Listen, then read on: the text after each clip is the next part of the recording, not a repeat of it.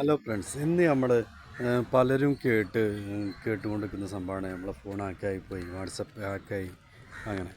പക്ഷേ നമ്മളെ ഫോണ്, നമ്മളെ വാട്സപ്പ്, നമ്മളങ്ങനെയുള്ള ഡാറ്റസ്, നമ്മളങ്ങനെ ഉള്ള സോഷ്യൽ മീഡിയ ഒന്നും ഇനി ഹാക്കാവാതിരിക്കാൻ വേണ്ടിയിട്ട് ഒരു അടിപൊളി സെറ്റിങ്സാണ് ഞാനിന്ന് പറഞ്ഞുതരാൻ പോകുന്നത്.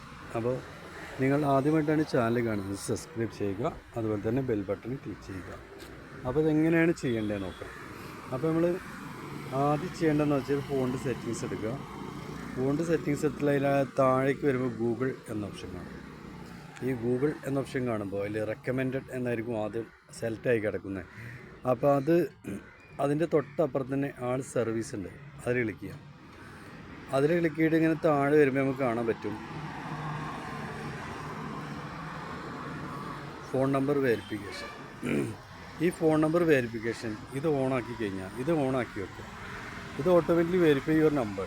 ഇത് ഓണാക്കി വെച്ച് കഴിഞ്ഞാൽ നമ്മുടെ ഫോണിൽ നമ്മുടെ വാട്സപ്പ് വേറെ ആർക്കെങ്കിലും തുറക്കണമെന്നോ അല്ലെങ്കിൽ അങ്ങനെ ആരെങ്കിലും ആക്കി ചെയ്യുക, അങ്ങനെ എന്തെങ്കിലുമൊക്കെ സംഭവിച്ചു കഴിഞ്ഞാൽ അവർക്ക് തുറക്കാൻ കഴിയില്ല. അങ്ങനെ തുറക്കണം എന്നുണ്ടെങ്കിൽ നമ്മുടെ ഫോണിലേക്ക് ഒരു OTP വരും. ആ OTP വന്നിട്ട് വേണം അത് ഓപ്പൺ ആവാൻ വേണ്ടിയിട്ട്.